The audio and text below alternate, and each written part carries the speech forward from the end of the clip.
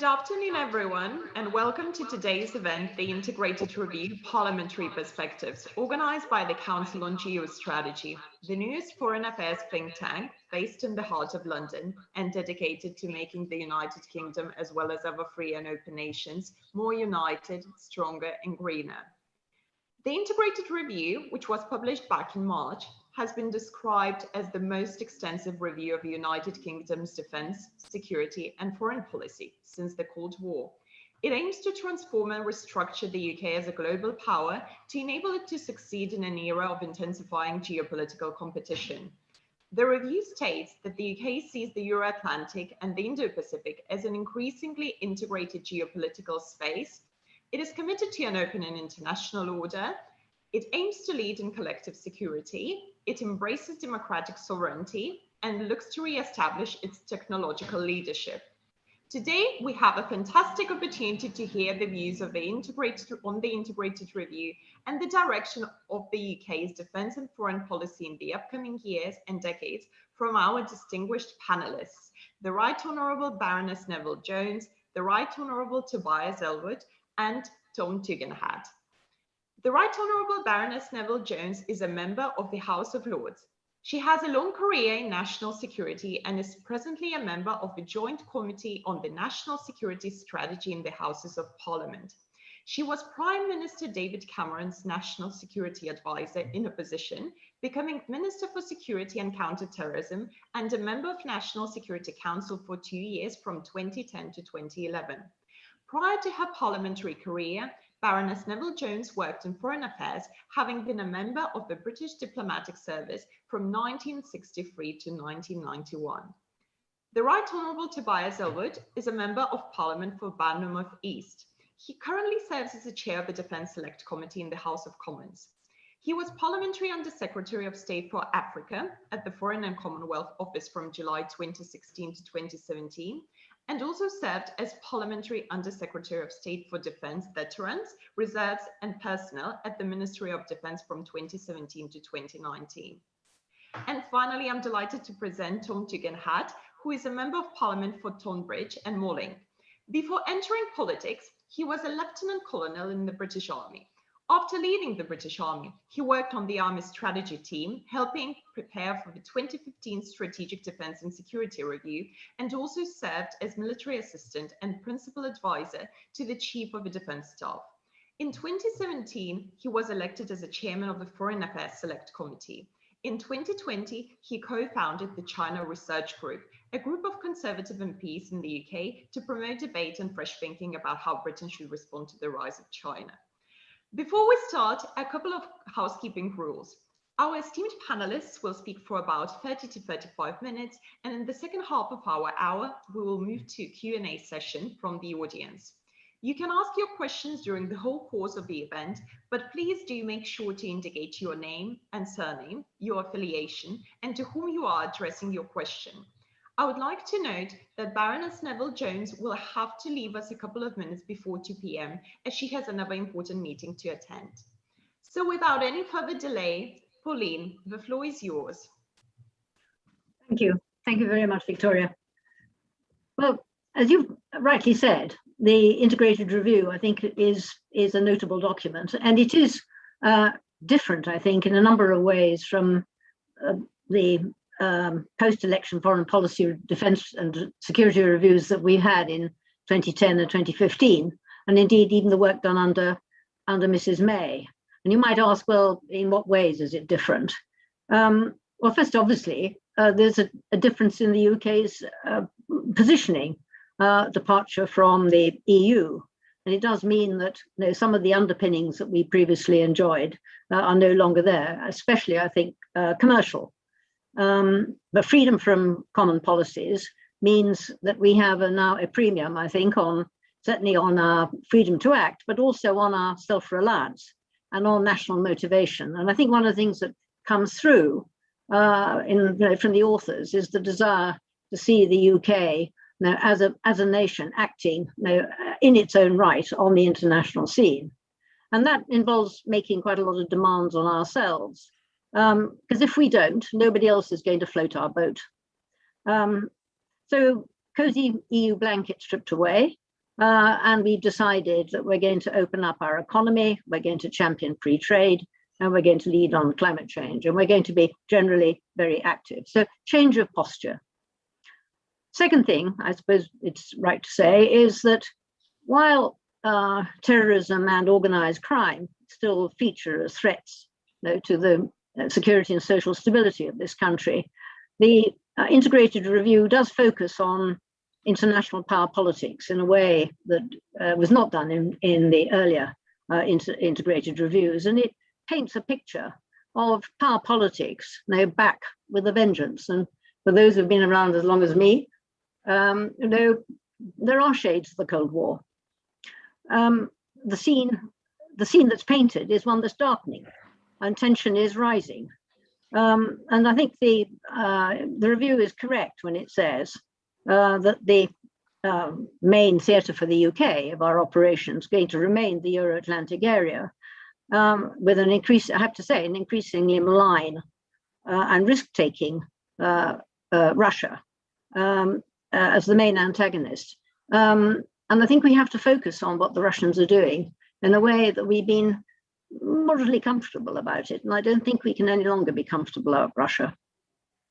But it's really what rises big in the scene that's painted is the techno-authoritarian China, which I think really assumes center stage in the picture. And it presents, I think, as it's analyzed, three challenges to Western democracies: our values, our technological capabilities, which are directed at our ability to secure ourselves and prosper, not just via cyber, but increasingly in conventional defense terms, and also our prosperity. And it says quite clearly that China seeks to become first a dominant power in the region, and subsequently, later in the century, to be a global player that's equal, if not or more, of the United States. So we're painted a picture of a really changing world, and one that is not to our advantage. And the integrated review, I think, chooses an ambitious and expansive response to all of this. It doesn't duck the challenging scene, and it says the UK is going to be more active. We're going to tilt to the Indo-Pacific. We're going to burnish both our commercial and our political relations with countries of the region. And the accompanying Defence Command paper says that the correct response to all these challenges is what they describe as persistent engagement, and that the UK's ability to project power will be the defining feature of UK defence policy. Now, this is ambitious stuff. It does mean constant activity, much higher profile, I think, than we've assumed really quite a long time, either collectively or indeed in our own right.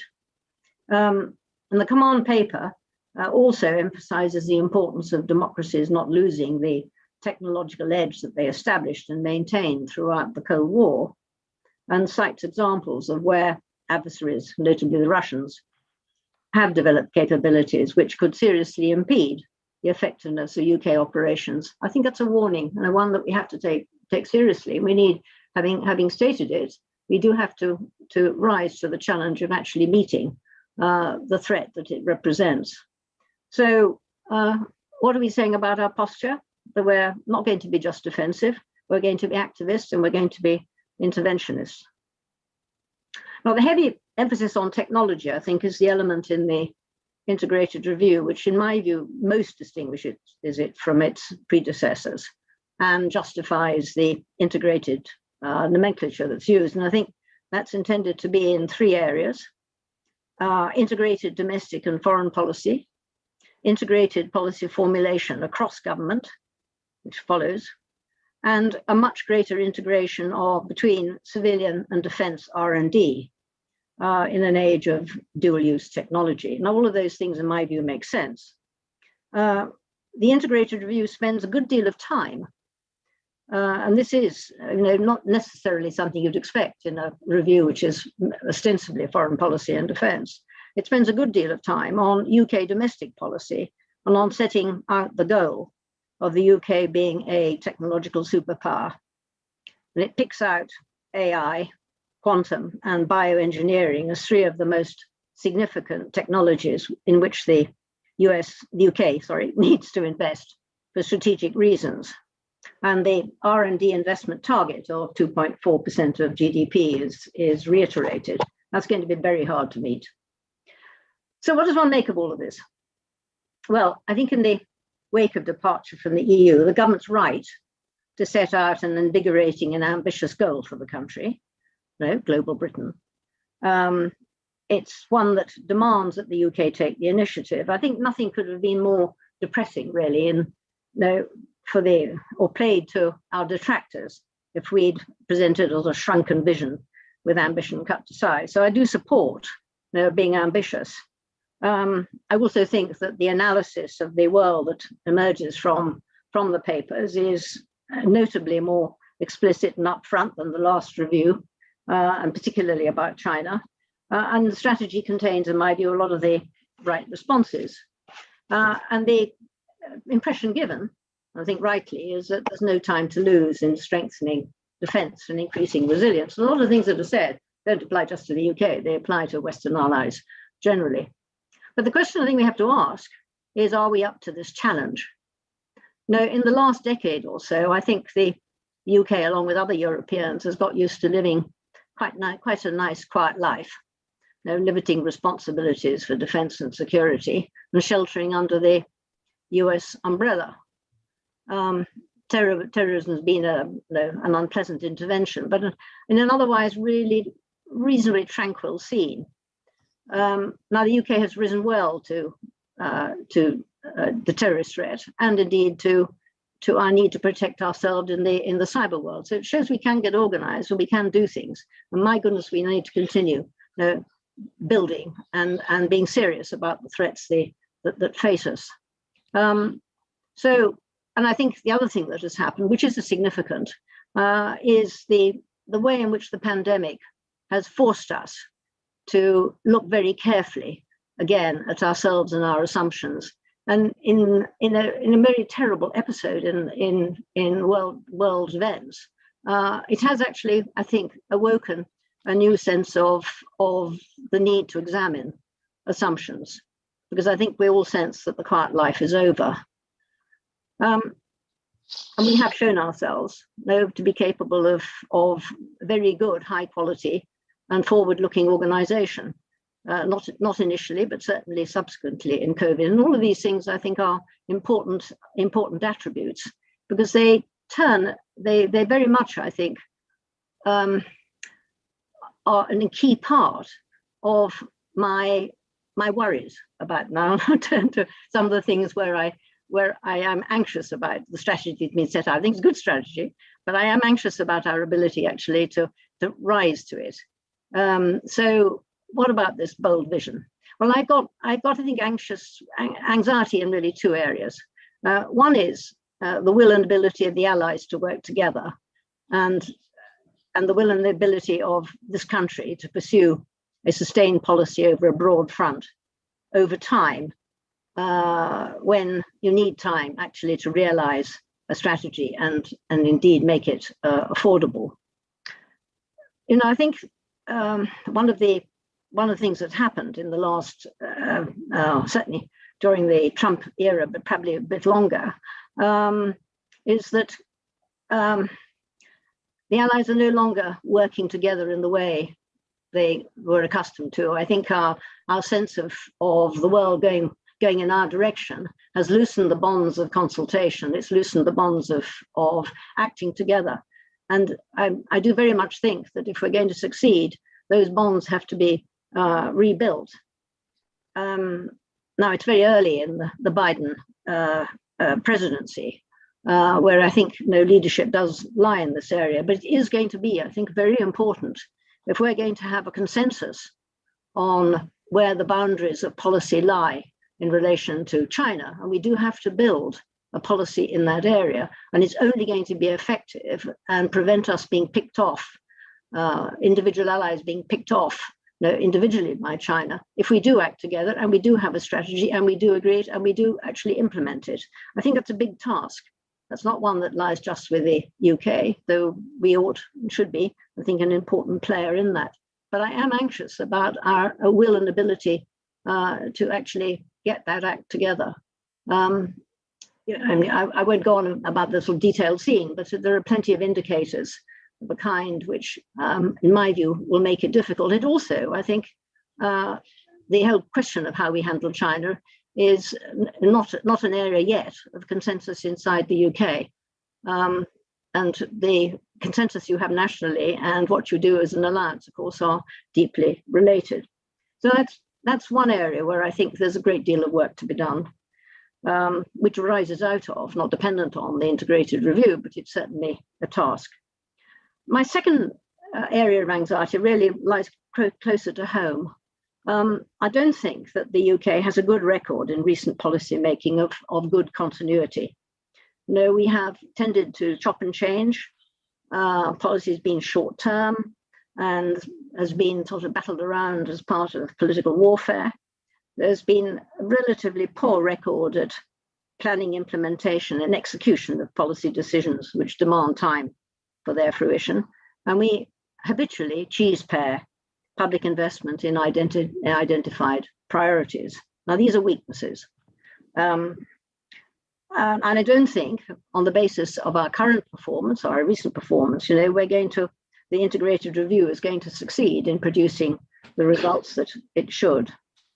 I think the government betrays some awareness of this. It does say, one point, that the NSC machinery is going to be re-examined, but frankly, that isn't anything like the sum total of what needs to be done. There's much more to be done by way of work on how government operates. And that applies not just to civil servants, it's also ministerial behavior too. There are 7 more subsidiary strategies that are going to be published on things like space, AI, international development, technology investment, biosecurity, national resilience, and so on. But national resilience is important. I think it's the one that will really test the reality of the fusion doctrine and the ability of departments genuinely to take responsibility for the national security aspects of their departmental portfolios, which isn't really the case at the moment. And resilience will need to become part of the daily departmental policy implementation, and that's going to cost money.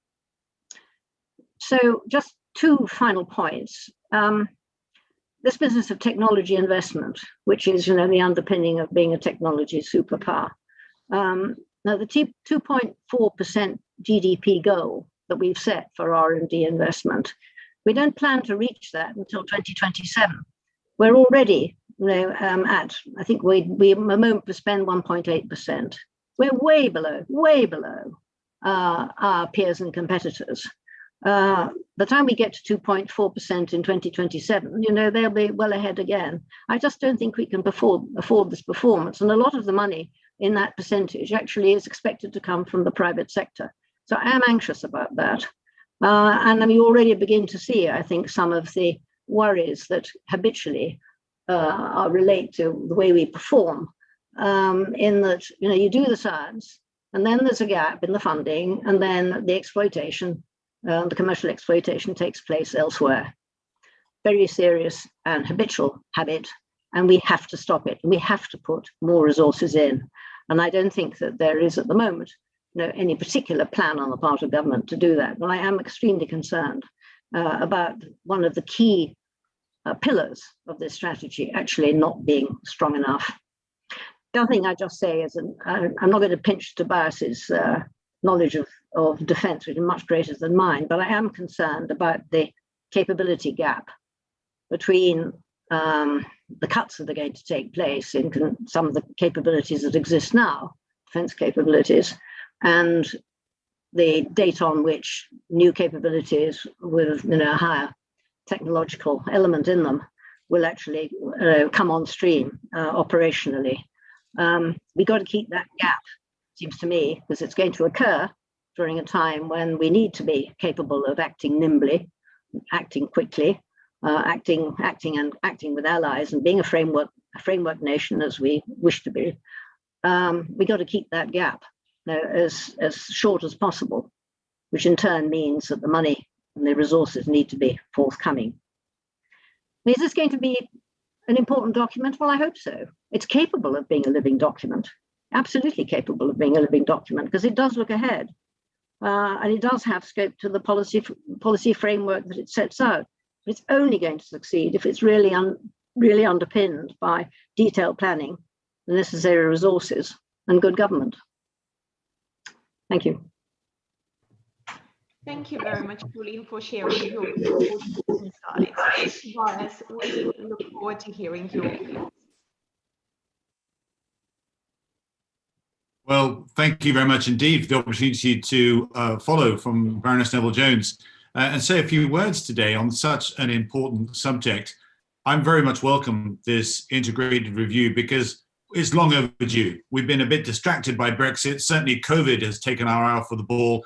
And we need clarity as to what Britain stands for, what we believe in, what we're willing to defend. And that's what any review is supposed to do. It's supposed to clarify what our ambitions are on the global stage. It's supposed to confirm what the threats are that we're facing and what's coming over the horizon.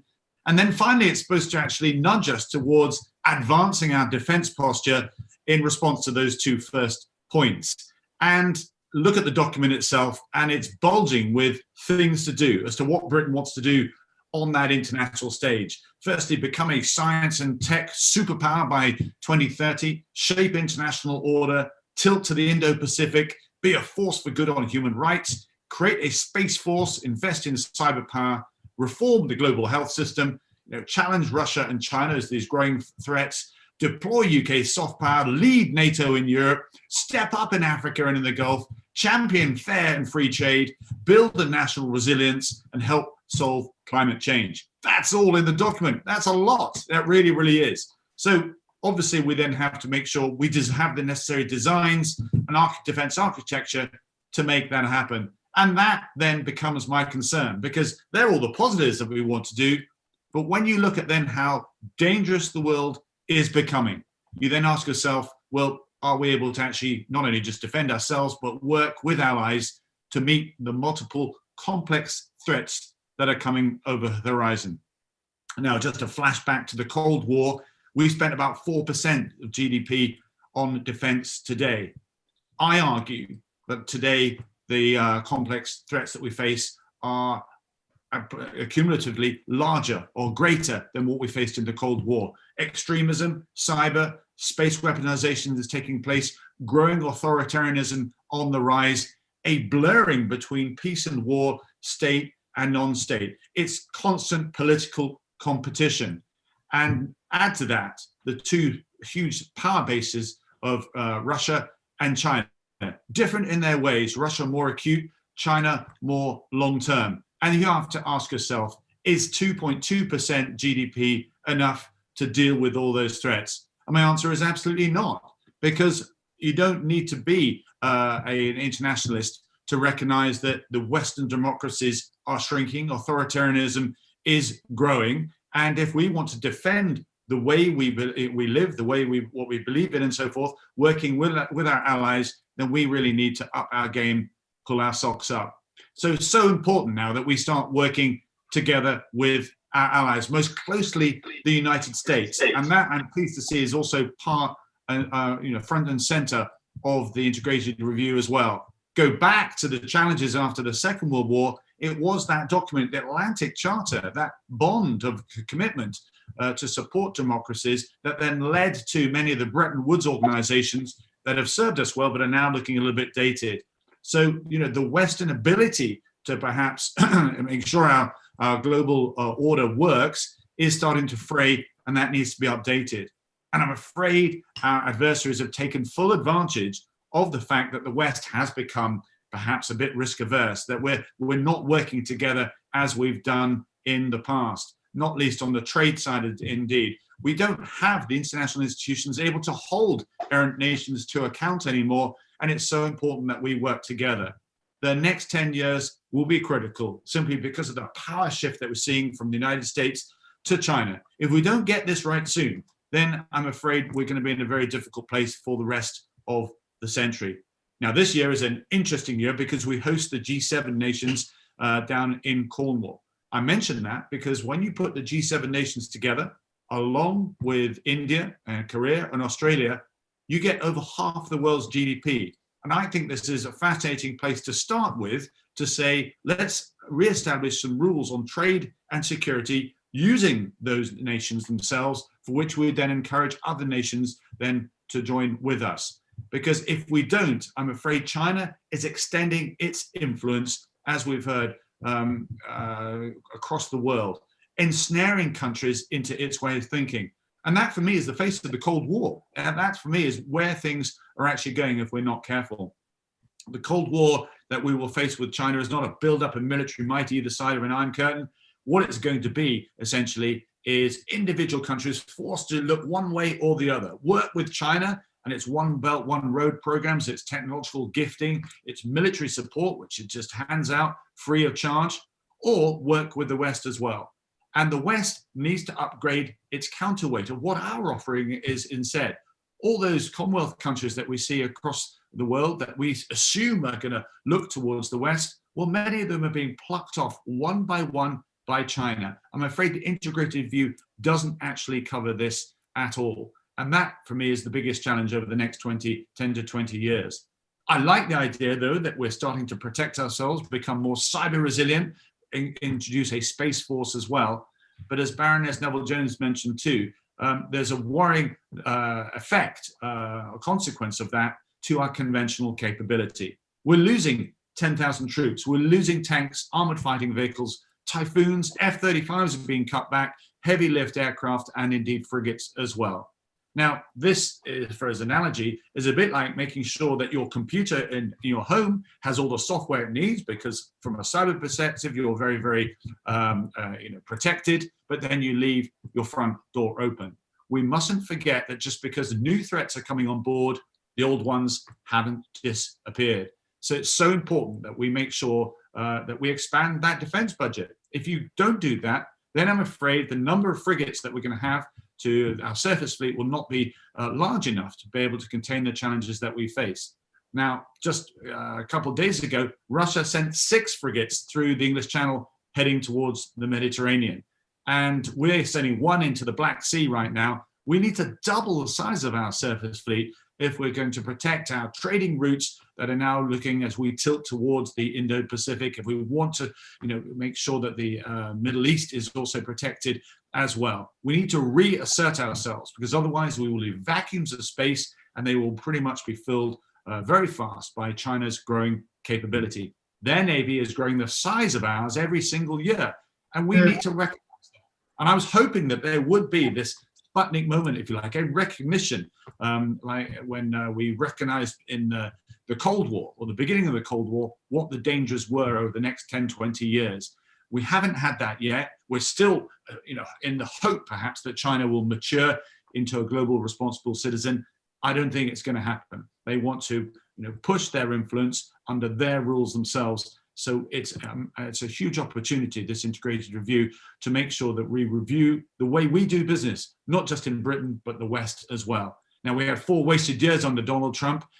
Biden wants to reinvigorate the West as well. We need to stand with Biden and make this happen. A huge opportunity for Britain to show what global Britain really means. We actually have an understanding of the world around us, perhaps better than other countries do. Our thought leadership, our understanding of what's going on, offering solutions which perhaps haven't been thought of before. But I worry that we have become a bit too timid. And Afghanistan is a great example of that, of where despite all the technology that we had, we were then defeated. Liberal democracy is going to be really challenged in that part of the world, geostrategically important as well. So many things happening. The world is certainly getting more complicated. Last point, the Whitehall bandwidth needs to increase, because at the moment there are simply too many plates spinning for us to actually grasp what is going on beyond Dover, beyond our shores, because we've got our heads down, understandably, dealing with that pandemic and the economic response that's taking place. But over the next 10 years, the world will change quite dramatically. And we need to recognize that, work together and show that leadership. That's what global Britain needs to be all about. That's what this integrated view, I hope, will take us towards. Thank you very much. Very much, Tobias, for your important insights. And well, Tom, the floor is yours. Thank you very much indeed. I am going to be somewhat briefer than my colleagues because they've covered so much of the issues that I would have done. So rather than double up, I'll give up space for questions. But look, I think this integrated review is an incremental move forward on others. I mean, they're always sold as the greatest thing since pick your latest conflict here. And the truth is that they are invariably in incremental updates. Now, this one I think is a good one. I don't reject it at all, but I think that many of the points that Tobias highlighted about capability gaps in the moments between when the technology will roll out to fix the absence of various frigates and soldiers and so on, and the current is really absolutely front and center of the question, because we are clearly going to be carrying a risk during that period. Now, what are the advantages? Well, I go back to the science and technology. I go back to the way it talks about diplomacy. I go back to the fact that this integrated review does talk about advancing the ability for free countries to defend themselves and to work together, which I think is very positive. I'm getting away from the sort of eternal, for those of us who've been doing this for a number of years, the eternal defense of the rules-based system, which is one of those buzz phrases we keep hearing, and towards the idea of actually promoting many of these areas, I think is important. But where would I pick holes? Well, you can pick holes if you like. You can pick holes in the fact that this doesn't really address many of the European questions, and whatever our position on Brexit, the reality is we need a relationship with those countries nearest to us, and finding a way to have that relationship is important. William Hague wrote about it rather interestingly, I think it was about a week ago. And there are many other areas where I think we have an opportunity to build up different coalitions that are currently being undermined. Because the reality is, as China retakes its place in the world, the place that it's held for most of the last 4,000 years, with a small 200-year hiatus as one of the world's great economies and powers, we're going to have to look again at how we negotiate, how we partner, and where our influence lies. And we don't have to immediately abandon every position, and this integrated review sets out many areas in which we could develop it, but the reality is we're not engaging as much as we should. Now, the other area that I would have liked to see more emphasis on builds straight out of that, which is Africa. We've seen a huge gap in the strategy towards Africa over, well, frankly, not just over 1 year, but actually over about 30 years, pretty much since the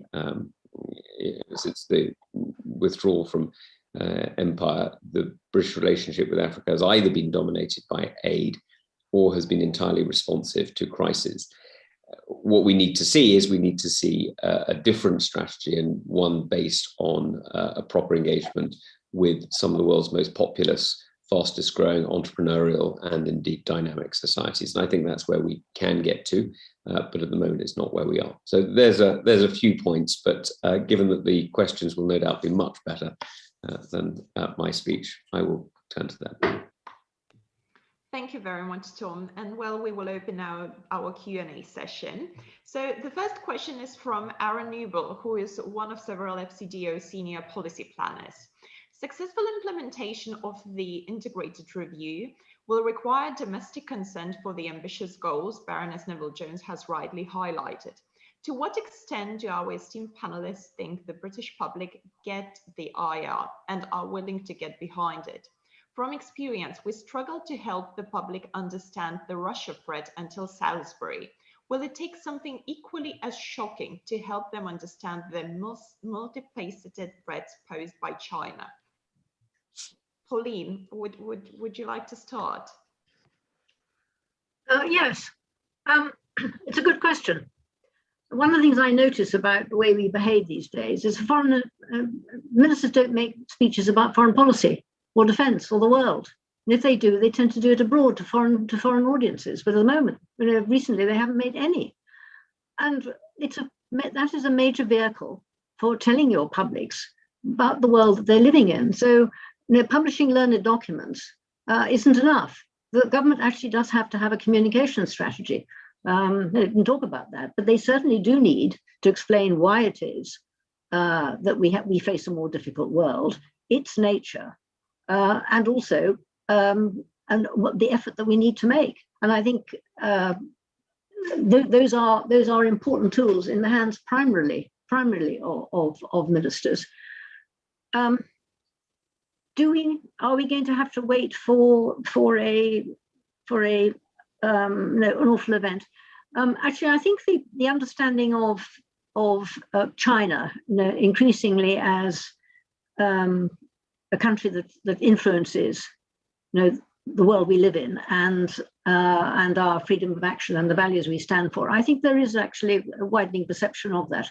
I don't think the ground is entirely bare, and I don't think the public is entirely ignorant. But I do think there's an awful lot of detail and discussion, in a sense, dialogue with the public that does need to take place. Thank you very much, Tom. Well, very briefly, I mean, I have to say, I don't agree with the question. The truth is the public are fully aware of this. This is something that comes up all the time on the doorsteps. I get lots of emails from members of the public about it all the time. And as an elected representative who actually has to speak to people quite a lot, I can tell you that this is one of those subjects that really does come up. It has cut through, and it's cut through for various different reasons. One is the Huawei debate, of course, of about a year or so ago. One is Xinjiang, which has really cut through, and the violations of human rights there. And the third, and perhaps the most important, is the scenes we're seeing out of Hong Kong. So I have to say, I think this is one of those areas where I think the British people are ahead of us. And I can certainly tell you from the number of emails and calls I get that this is an area where I think people are very engaged. Tom, are they prepared to spend money?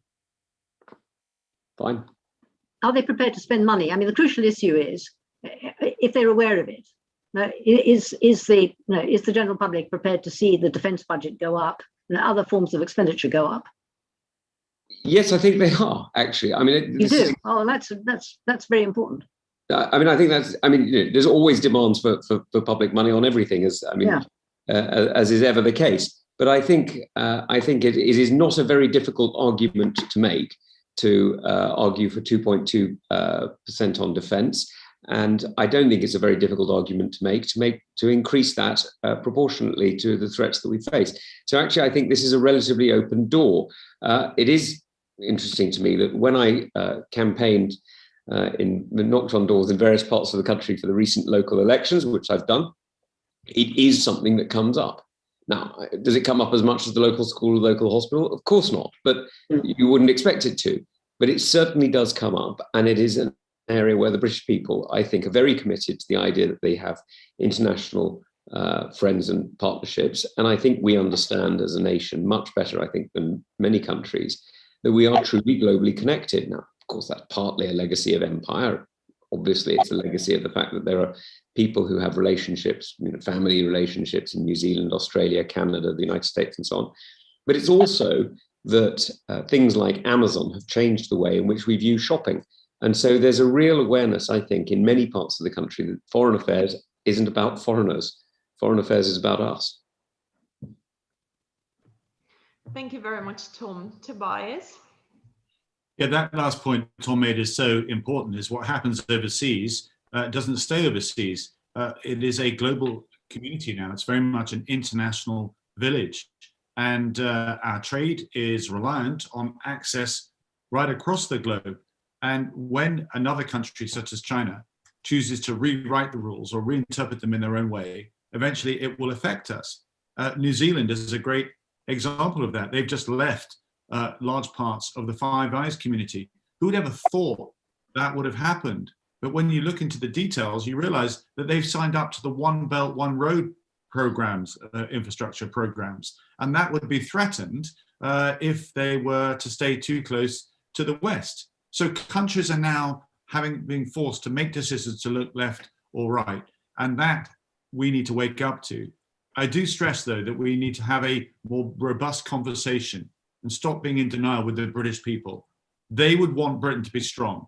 Historically, we've done that. We stepped forward twice in the last century when others hesitated. There's an assumption that our armed forces can do anything and go anywhere. When you actually look at it, no, they can't. Absolutely, they're professional, but we've become very niche, very bespoke, And we do need to invest. And if we put that to the British people, they would want that taxpayers' money to go there. And it's up to politicians to make that case.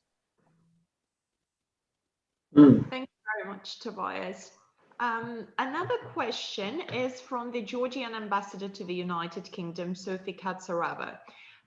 Many thanks for review and interesting thoughts on parliamentary perspective. I'm interested in the particular component of the integrated review and your perspective on the Black Sea security and the UK's engagement, especially against the backdrop of growing tensions in Ukraine, which Georgia watches closely and with concern as we face similar threats and challenges from Russia. Tom, would you like to start? Sure. Look, first of all, it's very, very nice to know that Sophie's on the call, not just because she's now the Georgian ambassador here, but actually, for those of you who don't know, she's a fantastic friend of the United Kingdom and a former member of the Georgian Parliament who was the lead of the Georgian Friendship Group. So it's a great privilege to have her here.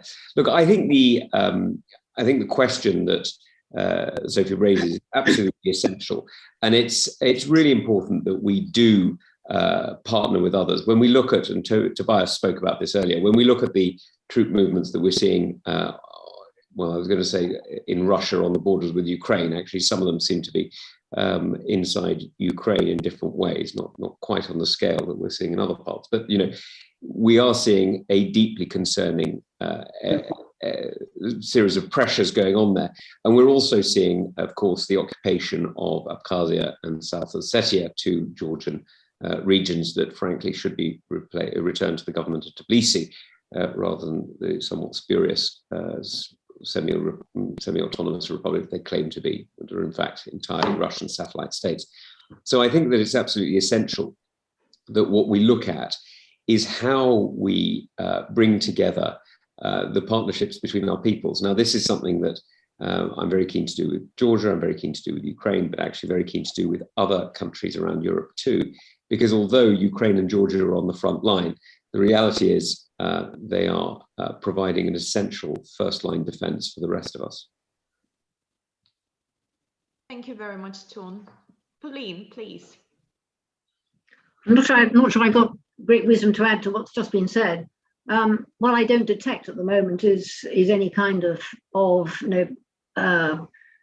really well-honed allied position and response in relation to what the Russians are doing, either among Europeans or indeed across NATO. We certainly have a position, but I don't detect it actually having much impact on Russian behaviour.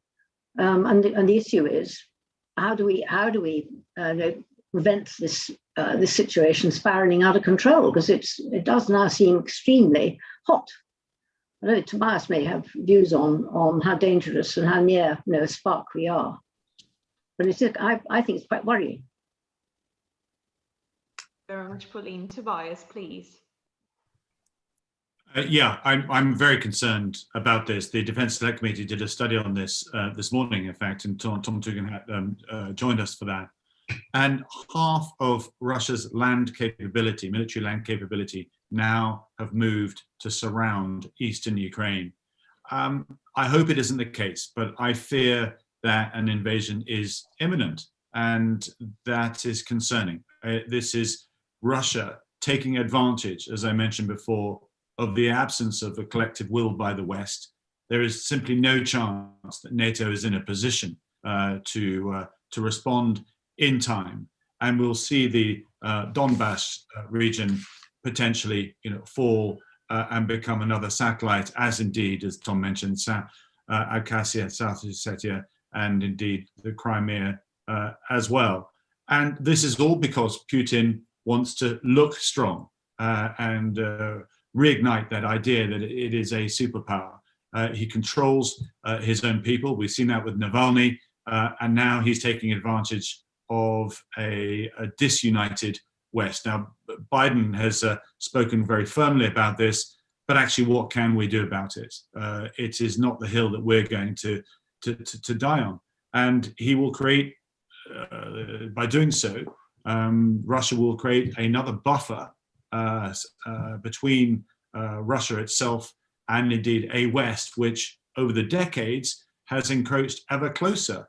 You think about Ukraine in the next 10 to 20 years, it would seek membership of NATO as it's doing now. It would seek member of the EU probably as well. And that would be very uncomfortable to have a transparent democracy so close to Russia, in the same way that China enjoys having North Korea buffering itself between South Korea and China mainland too. And yet here we are, the West doing very, very little about it. And there's a further consequence. I talked about the next 10 years being bumpy. What we're seeing is a country, Russia, which I think over the last couple of centuries had more attuned to Western Europe and indeed Britain as well, with the royal family connections. And yet here we are seeing Russia and China now become ever closer because they have common goals. And Russia would eventually become subservient for China for the very reasons we said. So we are sliding towards, I'm afraid, a world, and that's very dangerous. Thank you very much, Tobias, for answering the question. The next question is from Ian Bond from the Center for European Reform. Some of the things we are worried about, Chinese theft of intellectual property, cybersecurity, investment in critical infrastructure of our allies, are issues for the EU more than NATO. There is an EU-shaped hole in the integrated review and a foreign and security policy-shaped hole in the UK-EU TCA. How should the UK re-engage with the EU on foreign, security and defence policy? Pauline, would you like to start? Yes, I mean, Ian's quite right to say there's a gap. There's about half a sentence devoted to the relationship with the EU, in which we say, well, we'll do things our way according to our own lights. It's not a posture that I admire or indeed support. We need a consultation mechanism of the serious nature with the European Union on those aspects of security which don't fall directly to NATO. And you know, Ian's put his finger on one of those areas. So my view is that I don't myself, I'm afraid I don't think it's going to happen under current leadership. The alliance as a whole and the UK and the EU are all weakened by it. It's not a sensible policy. So I do very much hope that nevertheless, even if it only starts on an ad hoc basis, that we do get some kind of consultation mechanism going. It's the greater the loss, because the UK has a considerable amount to contribute in this area. We do have capabilities, and they would be stronger in their effect if we were more linked in than we now are able to be. I don't actually think that the EU has been extremely sensible in depriving itself of a security partner, you know, on what are essentially theological grounds. But you know, this behaviour has been going both ways. We need to get together, and we need to have a policy that's integrated across into the EU on cyber theft and cyber security. So I don't think there's a substitute for that. Though I think we must do our best within our own means, and we perhaps should explore the possibility of being able to operate on a state-to-state basis more. That is of limited potential, given the way in which the EU has integrated its effort. But there is national security potential to operate on a state-to-state basis, and I think the UK does intend to have some kind of agreement with Germany in the foreseeable future. So that may be one way forward. But it's not as good as it could be. Thank you very much, Pauline. Tobias? Yeah, just rowing behind Baroness Neville-Jones there, the absence of a cohesive strategy militarily, security-wise in Europe, I'm afraid, is profound. We are the largest military, I think, in Europe, and yet excluded from EU thinking on this. And this was deeply frustrating, I found, as a minister in both the MOD and indeed in the FCO as well. And the only beneficiary of this are our adversaries. Galileo is totemic as an example of the lack of of cohesion. And it's very sad to see this, that the Brexit arguments have spilled into areas of security. If you know your European history, the continental security is Britain's security too. And the absence of a direct overlap between NATO and the EU constantly causes friction. And we need to get over that. We absolutely do. We need coordinated policy on Russia, on China, on counterterrorism, on so many areas, on climate change as well, which will have its own security concerns too. We need to work more collaboratively. I'm hoping things didn't work well under, for many reasons, under Trump, but I'm certainly with the United States perhaps being able to rally us all in the same direction. Only then can we offer a proper counterweight to some of the challenges that we face. Very much, Tobias. Tom. Well, look, I think there are many opportunities for us to cooperate with Europe. I mean, I'm not particularly wedded to the European Union as a structure through which to do it. It's never really succeeded, if we're honest, to be a foreign policy power. But finding ways in which to make this work are important. That's why I see things like the E3 with Germany and France, or indeed the deepened cooperation through things like Lancaster House and Sandhurst agreements with the French military, and indeed our partnerships with the Baltic states as various different ways in which I think we can promote a much deeper level of understanding, and I hope use things like NATO to be a vehicle for that advancement. I'm perfectly happy to deal with the European Union and in a structured way if there are areas available. But I do remain to be convinced that the European Union's offerings in foreign or defence policy are worth too much effort. Thank you. The next question is from Carl Stephen Patrick Hunter. To what degree will our tilt to the Indo-Pacific be replicated by the EU and European nations? And what advantage does the UK hold in this aspect of global competition? Tobias, would you like to start? Yeah, I think from a trade perspective, there's a natural affinity for us to advance into that area. The economic focal point is going to shift from Europe, United States, over into that direction. And it absolutely makes sense for us to strengthen our bonds, particularly with allies such as India. I'm sorry to see the Prime Minister's visit there has been cancelled.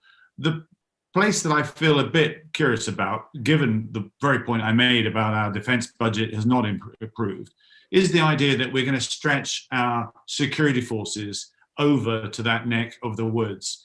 Now, to show willing, sending the aircraft carrier through to the South China Sea, I can understand that, but this shouldn't be a policy shift as such. We have so many challenges far, far closer to home, not least the North Atlantic, with the ice caps melting and what's going on with Russia there, the Mediterranean, the Middle East. These are areas that we know well and should focus on.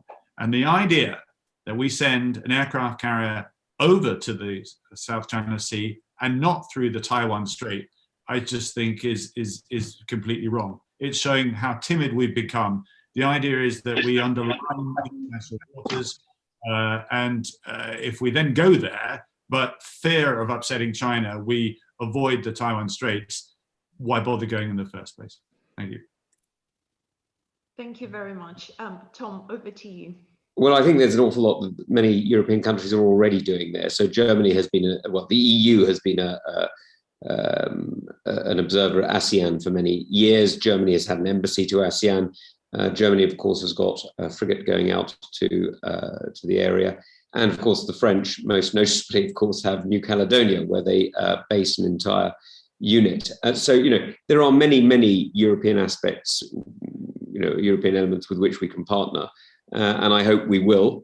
And this is where I think the E3 and indeed the Quad with the United States, Germany, France, the United States and us, can really build in a different relationship. Now, I actually, if you look at, for example, France's military relationship with India, much closer than ours today, or indeed, the partnership that different elements have with Japan, which is extremely close, then I think you can see that, European different national levels, cooperation with Asia and the Indo-Pacific is already very high, and certainly the India bit of the Indo-Pacific is extremely integrated into many areas of European life. Thank you very much, Tom. Pauline, over to you. Well, I agree with what's just been said. I mean, I think the relationship with India is ripe for strengthening. And one of the main irritants, which was our visa policy, has been removed. And I do very much hope that actually that strengthens. I mean, I see the UK as having much more, rather than a direct military presence, I mean, having a much more consultative and close relationship on how we try to run the world. And it's that's where having South Korea and India and Japan, no, Japan's already there, South Korea and India, come to the making it the G10 rather than the G7 is important. So I think we need to think not just in European terms these days and transatlantic terms. We do need to think in terms of the Western democracies. So I think that's an important part of extending the way in which those who have shared values actually do think and act together. I mean, the UK does have old relationships, obviously out in the Indo-Pacific, particularly I think these days Australia, but also Japan, where I do see us developing our relationship. There are some interesting clauses in the trade agreement, which on data sharing, which I think will lead to closer technological collaboration with Japan, which has security implications. So I think we will find ways of strengthening relationships.